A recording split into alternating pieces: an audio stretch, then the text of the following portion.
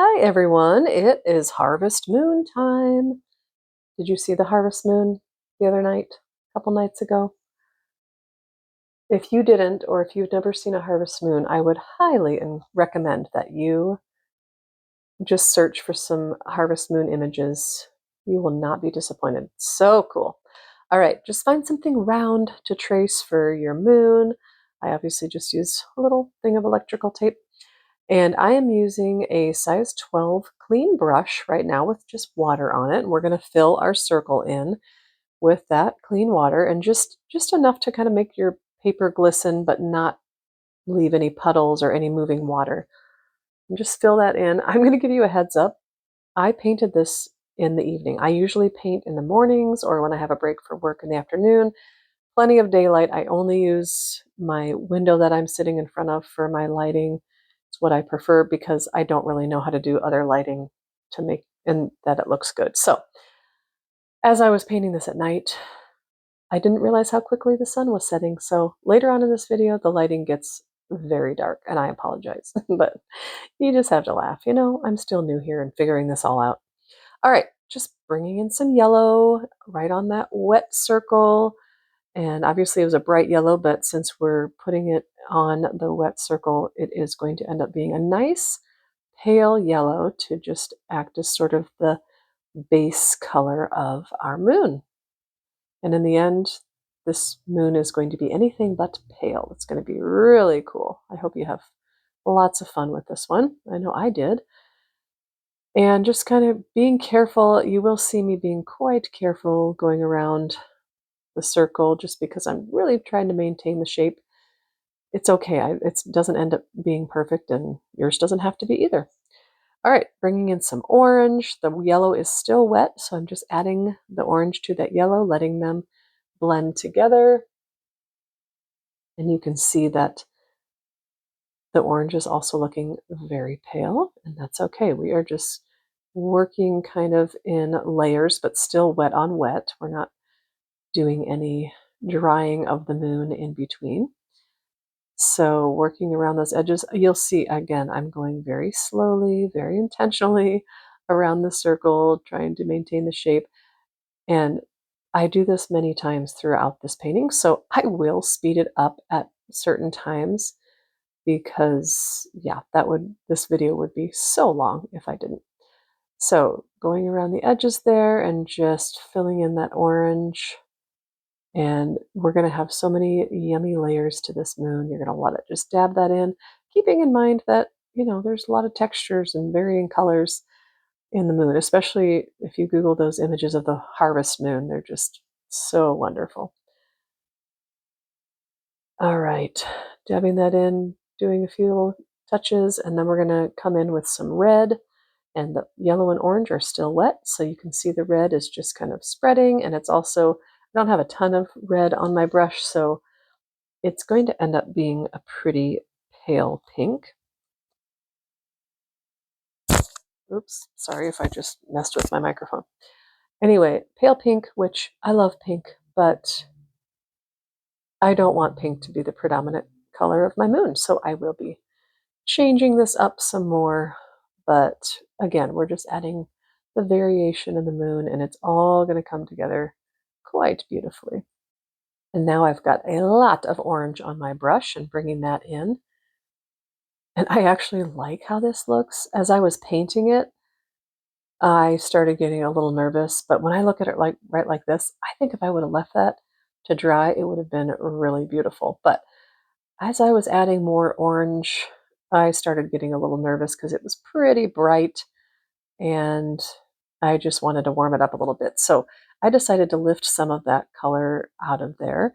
And I know I've said this in other videos that I'm just dabbing my paper towel and lifting the color, but let me show you what I'm doing. I'll bring my paper towel over here and show you. I'm just really just dabbing the brush on there, lifting the color right out. If you just dab it and then put it right back on your painting, it's going to lift that color. And I'm just doing this several times in different spots until it looks the way I'd like it to look. And you can see already it's kind of giving that maybe crater effect. Obviously, we're not going for a realistic moon here. We love a little abstract. And yeah, I think that's looking pretty good. And now we're going to come in with some yellow ochre because what a beautiful color. I love yellow ochre, and that just says fall to me. It warms it up, just giving it that nice harvest moon look in my mind. And here we come around the edge again, trying to have a nice, round, beautiful moon. Yeah, do you see that how the yellow ochre just warms up the spots that I put it in? I'm obviously leaving parts of it lighter and making parts of it darker, just again for that color variation. Okay, this is all dry, and now I'm mixing together phthalo blue and black for my background for the nighttime sky. And I'll show you here just a little sample of what it's going to look like. I just love it. Isn't that pretty? I love it. And I want you to notice how the moon looks right now. We're done with the moon, but it looks pale against that white background. It looks really pale. And I want you to notice as we add our darker background that it's going to just make the moon pop. Also notice how I don't paint into my tape. See how I'm like starting on the outside of the tape and going in? Because you want to just try not to paint towards the tape because you don't want to encourage any water or color to go under. I am using a size 14 round for the background. You don't have to, you can still use the 12 or whatever you've got. And painting this first layer in, and again, we're going to be careful around the moon. And I want you to just not worry about, you're going to start seeing your brush strokes possibly, depending on the colors you use or how much water, how much color you use. But we are going to do a second layer on the background. Right now it's looking pretty choppy, but I will assure you that it's going to look really pretty in the end. Yeah, and so again, going around carefully around the edges of the moon. One thing about taping it down is I can't move my paper around, and I'm kind of at weird angles with my hand and my brush trying to have the control of the brush that I'm looking for. But it all works out.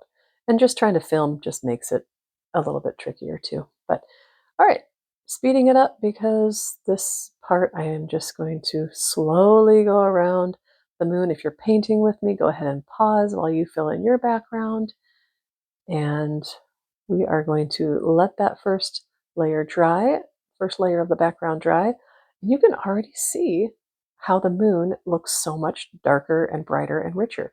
I've added some more black to our phthalo blue and black mixture so that we're going to have a nice, even more dramatic sky. And just filling that in, going over the top. We'll go ahead and speed it up because it's just the same as we did for that first one. Being careful around the moon. Look at that. Oh, it's looking so good. And this is funny. This is where my sunset starts happening in real life outside. Unbeknownst to me, I was just in my zone, right? All right, and now I'm just taking black, just black straight from the pan, and I'm just going to kind of draw in or paint in kind of the ground. It's just going to indicate the ground, a nice black foreground here. And painting, I'm going to start painting, and you can do, there's so many things you can do here. I'm going to start painting in kind of little spiky things so it just doesn't look like a straight line. But you could do a little house. You could leave it like this, and this could be just kind of like the tips of a cornfield, something like that. You could do wheat, you could do tall grasses, but I'm going to do pines. If you stick around here, you might get quite a bit of pine tree practice. So we're just doing a real loose trunk, doesn't have to be straight, doesn't even have to connect all the way down. And we're just going to zigzag back and forth, leaving quite a bit of space in between the branches, and obviously starting shorter strokes at the top and going out further as we reach the bottom. And the nice part about having that ground there at the bottom is you don't have to worry about details once you get to the bottom of those trees. You just let them blend in with the ground. And now I'm going back up and filling in some of the tree branches. The reason I like to leave space in between the branches is because it's easier to go fill in later, rather than starting out with a really full tree and wishing you had some of the moon showing in the background in between the branches or the sky, that sort of thing. All right, this tree we're going to start right up in the moon, so we have that nice dramatic silhouette of the pine tree against that gorgeous moon. And starting again with our very loosely painted trunk and with our branches, leaving plenty of space in between. And you can leave it just kind of sparsely, leave the branches sparse and showing all the moon and the sky in the background. You'll see that I do like to fill mine in a little bit generally. And you can do as many trees as you want. You could just do a big one in the middle or a couple on the side. I tend to like odd numbers of things in my paintings. And so whatever, personal preference.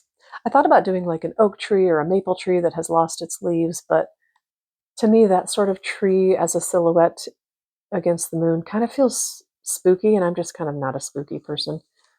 But I do like the drama of this silhouette. And who knows? Why is that spooky? I don't know. In my mind, I must have seen something as a kid that told me that a tree without leaves against the moon is spooky. Who knows? All right, speeding up here because I am doing, I think I do like 7 or 9 trees altogether. And it's just the same process for each one, just varying the heights. And you can see I'm just kind of going in, filling in, darkening the branches up a little bit too. This is where really the light goes bad. And you can see that little flash that's coming on. I think my phone was probably like, help, I can't see. But hilarious. I mean, it kind of goes with the painting, really, the darkness of this. Oh my gosh, I just have to laugh at myself. And yeah, I'm still new here, trying to figure out all this video stuff and editing and all that. All right, I went to go sign it and then realized it was dark. So I did try to turn the overhead light on and it looked horrible, but I decided to wait till daylight this morning. And I did notice a little white of the paper showing through. So I'm just taking a micron pen and just covering that up. And I noticed there's a spot up towards the top right that I could also have done the pen, but I'm just going to leave it as is. All right, guys, I hope you enjoyed this. I hope you try it. I hope you had fun laughing at me with the lighting. And if you did like this, would you give me a thumbs up and maybe subscribe if you're not subscribed? It really does help those of us who have small channels to grow. We want to grow, and I hope you'll join me in the next video. Take care.